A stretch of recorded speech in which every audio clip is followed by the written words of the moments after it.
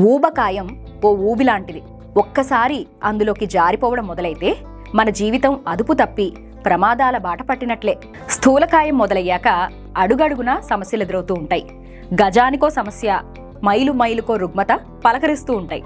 High BP, sugar, క్యాన్సర్లు, పక్షవాతం, గుండె జబ్బులు, కీళ్ల నొప్పులు, ఇలా ఒకటేమిటి ఎన్నో ప్రమాదకర రుగ్మతలకు ఈ మోయలేని బరువు అనేది ప్రత్యక్షంగానో పరోక్షంగానో కారణంగా ఉంటోంది. అందుకే ఊబకాయాన్ని వ్యాధుల కుంపటిగా, రుగ్మతలకు రాచబాటగా పరిగణిస్తున్నారు డాక్టర్లు.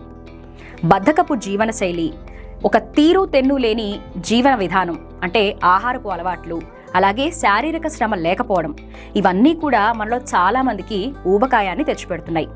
మరి ఈ ఒబేసిటీ గురించి హోమియో పరిష్కారాలను ఈరోజు తెలుసుకుందాం. స్థూలకాయంతో పెద్ద సమస్య ఏంటంటే అది ప్రత్యక్షంగా పరోక్షంగా ఎన్నో సమస్యల్ని, జబ్బుల్ని తెచ్చిపెడుతుంది. శరీర బరువు ఒక స్థాయికి మించి పెరిగిపోవడం వల్ల మన ఒంట్లోని జీవక్రియలన్నీ అస్తవ్యస్తం అయిపోతాయి. వివిధ అవయవాల పనితీరు అస్తవ్యస్తమైపోతుంది.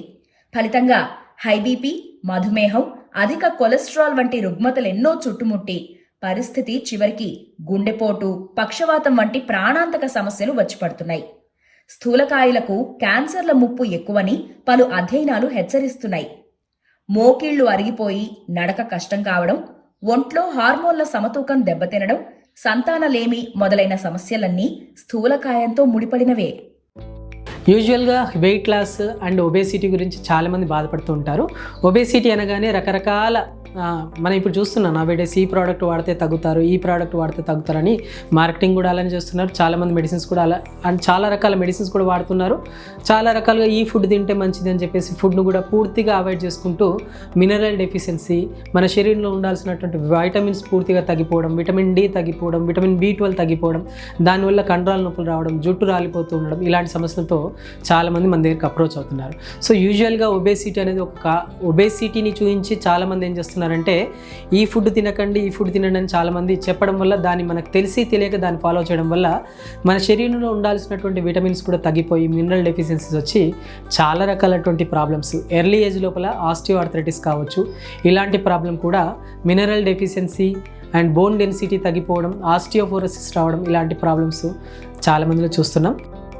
మన సమాజం సంపన్నం అవుతున్న కొద్దీ ఆ సంపదనంతా డైనింగ్ టేబుల్ మీద చూపించడం మనలో చాలా మందికి అలవాటుగా మారుతోంది. రోజు రకరకాల పదార్థాల్ని వండించుకుని వాటన్నింటినీ అందంగా పేర్చుకుని తినడం, తరచుగా హోటళ్లకు, పార్టీలకు వెళ్లడం ఇవాళ ఎక్కువగా చూస్తున్నాం. దీనివల్ల అవసరమైన దానికంటే ఎక్కువ క్యాలరీల ఆహారం తీసుకుంటూ క్రమేపీ ఊబకాయంలోకి జారిపోతున్నారు. తినడానికి తగినంత ఉన్నంత మాత్రాన అంతా తినేస్తామంటే అనారోగ్యాన్ని కొని తెచ్చుకోవడమే అవుతుంది. కాబట్టి తినే ఆహారం విషయంలో అప్రమత్తంగా ఉండడం, తిన్న ఆహారాన్ని ఖర్చు పెట్టడం అంటే శారీరక శ్రమ తగినంతగా ఉండేలా చూసుకోవడం, ఈ రెండింటి విషయంలో జాగ్రత్త పడితే స్థూలకాయాన్ని దరిచేరకుండా చూసుకోవచ్చు. బట్ ఒబేసిటీ వచ్చినప్పుడు ప్రాపర్గా డైట్ తీసుకుంటూ ప్రోటీన్ శాతం ఎంత తీసుకోవాలి, మన శరీరానికి కార్బోహైడ్రేట్స్ ఎంత అవసరం, ఇలాంటి డైట్ అనేది ప్రాపర్గా తీసుకుంటూ కొన్ని రకాల హోమియోపతి మెడిసిన్స్ అనేది అందించడం వల్ల ఆ హోమియోపతి మెడిసిన్స్తో పాటు ఈ డైట్లో కొన్ని చేంజెస్ అంటే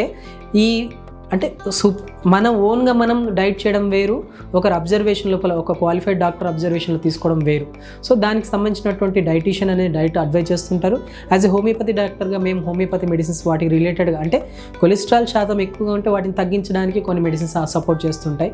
దాంతోపాటు ఫిజికల్ యాక్టివిటీ ఏది చేస్తే బాగుంటుంది అంటే ఒకసారి ఫర్ సపోజ్ తీసుకుంటే 150 kgs ఉన్న పర్సన్ ఒకేసారి daily half an hour 45 minutes walking చేయడం వల్ల బరువు తగ్గడం సెకండరీ థింగ్, కానీ ఫస్ట్ అయితే మోకాలు నొప్పులు వస్తాయి.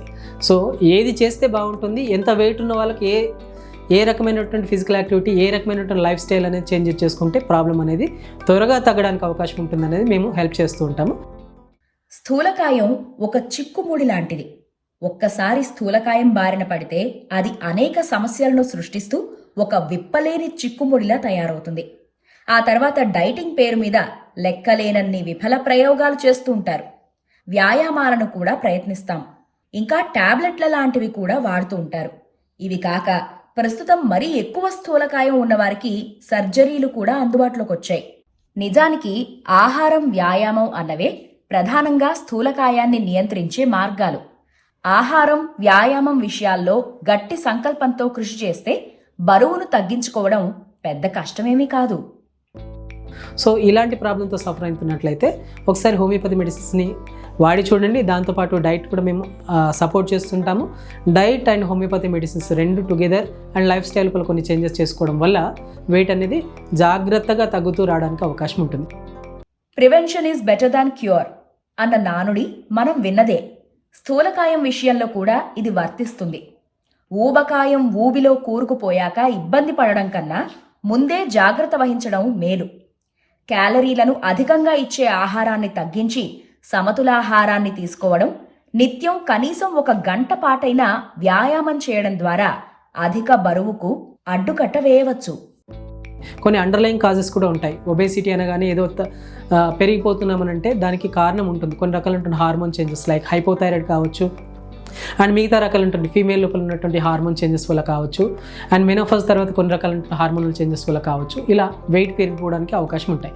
సో అండర్లైన్ కాజ్ ఏంటి అనేది మనం చూసుకొని దానికి రిలేటెడ్గా డైట్, దాంతోపాటు ఫిజికల్ యాక్టివిటీ, దాంతోపాటు మెడిసిన్స్ ఇవన్నీ కలుపుకుంటూ మెడిసిన్స్ చేయడం వల్ల ఒబేసిటీని న్యాచురల్ వేలో నార్మల్గా తగ్గడానికి అవకాశం ఉంటుందండి.